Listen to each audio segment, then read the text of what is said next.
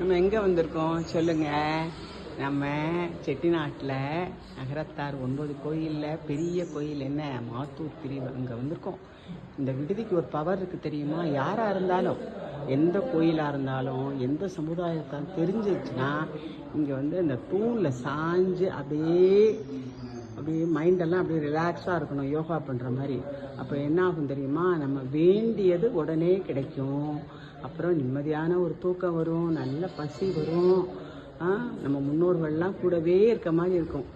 எத்தனையோ மண்டபங்கள்லாம் ரினியூவல் பண்ணியிருக்காங்க. இந்த மண்டபம் இன்னும் ரினியூவலே பண்ணலை.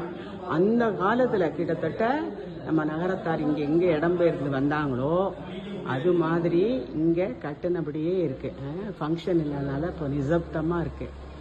அருமையாக இருக்கு பாருங்கள். அற்புதமான தருணத்தில் இதை பார்க்குறவங்க வேண்டியது நினச்சி பாருங்கள், எல்லாமே கூடி வரும். அருமையாக இருக்கு பாருங்கள், ரொம்ப அருமையாக இருக்குல்ல பாருங்கள். இந்த பிளாமரம் எவ்வளோ நல்லா இருக்கு பாருங்களேன். பாருங்கள், பிளாமரம் ஃபுல்லும் காய்ச்சி தொங்குது பாருங்க. புல்லை குட்டிக்காரம்பாங்கல்ல, அது மாதிரி தொங்குது பாருங்க. எப்படி தொங்குது பார்த்தீங்களா? மரம் பூரா காயாக தொங்குது பாருங்கள்ல.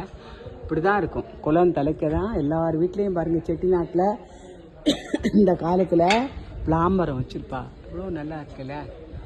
அருமையாக இருக்கு பாருங்க, அற்புதமாக இருக்கு பாருங்க. எல்லார் வீட்லேயும் பார்த்தீங்கன்னா பிளாக்காக இருக்கும்.